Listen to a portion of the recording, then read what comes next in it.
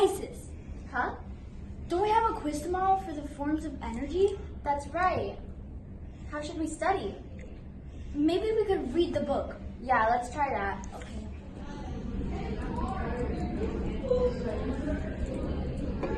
This isn't working out. I know, right? I think we need another way of studying. Yeah, I can't remember anything to read.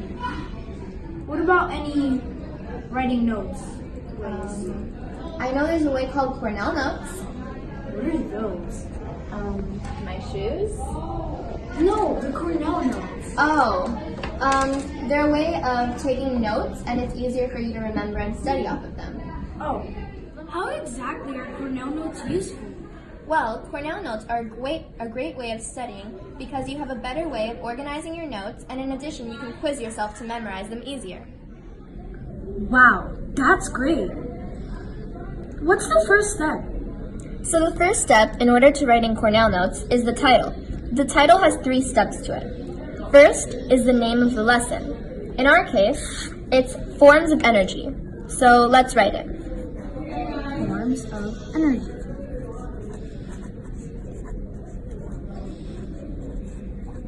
What's the next step?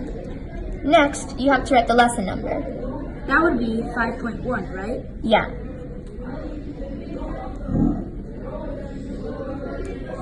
And then the last step is the date. Today is January 11th, 2019. Yep. What's the next step? So after you've written the title, you want to write down your notes. You want to leave a space though. So, like that. Now for your notes, there are a few things that you can do. First of all, you don't want to write them like they're just paragraphs. It'll be harder to understand. So maybe instead of saying a full word, you can make it shorter to leave white space if you need to come back to it, right? Yeah, so you can abbreviate it. So maybe if I forget to add something in it, I could just write in that white space. Yeah, so one thing we can do is see the definition of a word. There's a word in the book that says energy. What's the definition? Energy is the ability to cause change. So we can abbreviate the word energy with the letter E. And we can shorten the definition by saying ability to cause change. Right. And after, I'm guessing that we write all the notes and maybe this space is to write questions. That's right, it is.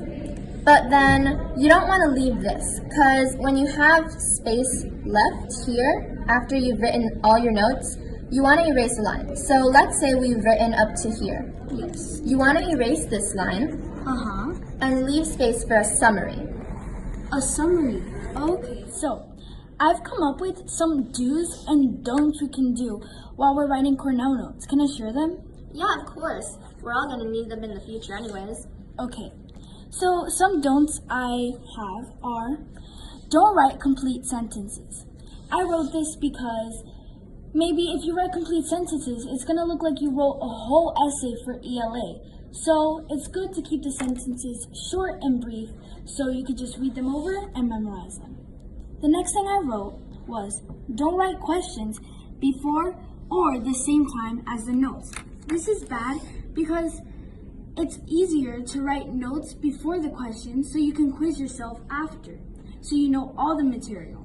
The next thing I wrote was don't write words like of, the, and/or, and. I wrote this because sometimes when you write these words, they just continue the sentences, so then it leads to a whole essay again. So, for the do's, I put bullet points because bullet points are great to use while you're doing Cornell notes. I put leave white spaces between sentences. So, if you forget something you wrote, you can fill it in or it's easier to read for you.